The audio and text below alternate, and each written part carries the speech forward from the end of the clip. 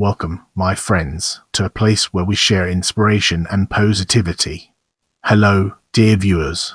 Get ready to expand your horizons as we delve into Clifton Finch. Charles Clifton Finch, April 4, 1927 April 22, 1986 was an American politician who served as the 57th governor of Mississippi from 1976 to 1980. Let's now turn our gaze towards early life and explore the fascinating connections it has to offer. Finch was born on April 4, 1927 in the village of Pope in Panola County, Mississippi. He was the eldest of 5 children of Christine McMinn and Carl Finch. His parents were poor farmers. He was educated in Panola County schools, and at the age of 18 he enlisted in the U.S. Army. During World War II and he served with the 88th Infantry Division in the Italian campaign as a howitzer gunner.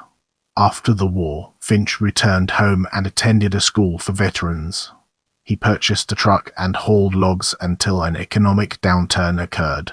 He then got a job operating heavy machinery for a construction company in Guam, while also working part-time as a barber. After 14 months he returned to Mississippi and used his earnings to help his father rebuild his house, which had burned down. He passed general educational development tests and then enrolled at the University of Mississippi at Oxford in 1953. In 1958, he graduated from the University of Mississippi School of Law. During this time he worked variously as a campus police officer, bulldozer driver, dragline operator, and cotton measurer. He married Zelma Smith, a school teacher, on December 14, 1953. They had 4 children together. As we embark on the next leg of our journey, let's unpack the layers of early political career and examine its core elements. Finch opened a law practice in Batesville after earning his law degree. He specialized in damage suits, and in time became very financially successful. In 1959 he was elected over 8 opponents to the Mississippi House of Representatives, where he served from 1960 to 1964. During this time Finch supported racial segregation and backed Governor Ross Barnett's efforts to preserve segregation in the state. In 1964 and again in 1968, he was elected district attorney for the 17th Judicial District. In 1971, he was an unsuccessful candidate for lieutenant governor. Despite his loss, he continued to make appearances around the state. Get ready for an exciting exploration as we unravel the mysteries of election. Finch ran for the office of governor of Mississippi in 1975, facing William Fahrenheit, Winter and Maurice Stanton in the Democratic primary. Most political observers initially doubted Finch's chances, and he placed far behind Winter in public polls. He cast himself as the workingman's candidate. To do this, he used a lunch pail bearing his name as his campaign symbol and spent 1 day a week performing a blue-collar job, including installing a car engine, pumping fuel, pricing groceries, and driving a bulldozer. He reasoned, when I sit down and open up my lunchbox with that man or that woman who has been working side by side with me, sweating just like me, they know that I am sincere.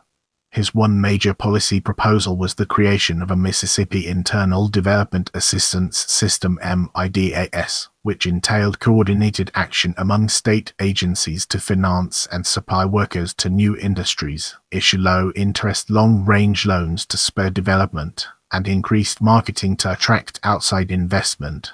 He shied away from journalists, not holding press conferences and avoiding television interviews. Winter denounced Finch's tactics as mere gimmicks, saying, "I am convinced that the people do not want a clown or stuntman leading you for 4 years." Finch retorted, "If they call them rednecks, clown, or whatever, then I'm proud to be one." Winter led the first primary with 36% of the vote, while Finch came second with 32% and Stanton placed third.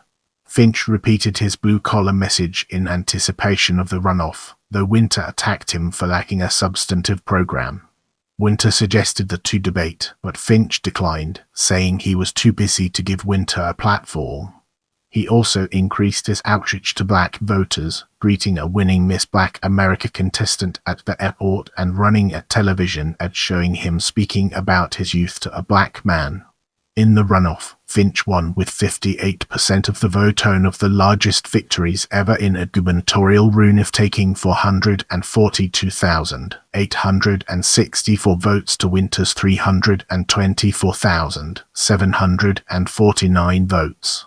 The 1975 general election marked the first time in decades that the Republican Party offered a serious candidate for gubernatorial office, Gil Carmichael. A black politician, Henry J. Kirksey, also ran as an independent. Carmichael offered specific proposals and stances, while Finch largely ignored him and espoused vague and confused statements, such as describing himself as progressive but conservative. The election was close, with Finch winning with just slightly more than half the vote. The margin was about 50,000 votes, and black voters proved key to his victory. In the same election, Evelyn Gandy won the lieutenant governorship, and Democrats retained control of the state legislature. Carmichael drew 47% of the vote, a high figure for a statewide Republican candidate at that time. Finch was inaugurated on January 20, 1976. Let's now zoom in on executive action and uncover the hidden gems that lie within. In office, Finch held monthly work days, whereby he would perform menial jobs to keep in contact with constituents. As governor, he helped save Mississippi's savings and loan industry from collapse, and provided flood relief after the 1979 Easter flood. During his tenure, several people of minority status were elevated to positions of responsibility. He appointed the first black woman to the state college board, selected a black man to lead the governor's Office of Minority Affairs, and expanded the Minority Affairs Council to include Chinese people, Choctaw Native Americans, and more African Americans. His actions to increase minority representation in government remained largely nominal. Only 7% of his first-year appointments went to African Americans. Finch's tenure was marred by scandals. A federal grand jury conducted a 3-year-long investigation into his administration, and several state agencies were accused of corruption and mismanagement. Finch was never found guilty of any wrongdoing, though some of his aides and appointees were indicted. His marital tensions also received media coverage, as it was rumored that he and his wife fought in the governor's mansion. One rumor reported in the Jackson media suggested that Zelma shot Finch in the mansion during a heated debate about rumored affairs, though no evidence has ever been produced to substantiate the story. She eventually moved out, and Finch told the press that she was mentally ill. In 1979, his wife filed for divorce. By the end of his term, his approval ratings were the lowest among any Mississippi public official. In the upcoming portion, we'll be dissecting legislative action to gain a comprehensive understanding of its implications. Many of Finch's proposals, including a repeal of the state's sales tax on food and drugs, were rebuffed by the legislature. He pushed for an amendment to the state constitution to allow for gubernatorial succession, provoking the ire of leading businessmen and legislators. He convinced the Senate to approve such an amendment, but the measure was defeated in the House of Representatives. He signed the act which abolished the State Sovereignty Commission. Prepare yourself for an eye-opening discussion on political affairs in the upcoming portion of this video. At the time Finch took office, the Mississippi Democratic Party was split into two factions, the regulars and the loyalists. The split traced back to the ears, when black Democrats created the Mississippi Freedom Democratic Party to challenge segregationist delegations at Democratic national conventions. The segregationists became the regulars, while the integrated forces became the loyalists. Attempts to reconcile the factions in the early years had failed. Following his election, Finch pledged to reunite the two blocs. The factions reached a compromise, whereby a white regular and a black loyalist would serve together as co-chairs of the party executive committee. While still governor, Finch ran for the United States Senate in 1978, but he was defeated in the Democratic Party primary by Maurice Danton, who then lost in the general election to the Republican U.S. Representative Thad Cochran. Some critics accused him of neglecting his gubernatorial responsibilities in favor of advancing his own career. He left gubernatorial office on January 22, 1980. As we enter this new phase, let's navigate the complexities of presidential campaign and discover its practical applications. After leaving office, Finch declared his candidacy in the 1980 Democratic presidential primaries against incumbent U.S. President Jimmy Carter. Entering the campaign shortly before the New Hampshire presidential primary, he failed to secure the 1,000 signatures needed before the filing deadline to have his name placed on the ballot and declared that he would be a write-in candidate. Garnering almost no national traction, he withdrew his candidacy in June. Brace yourselves for the next chapter, where we'll be dissecting later life. Finch resumed practicing law following his exit from politics.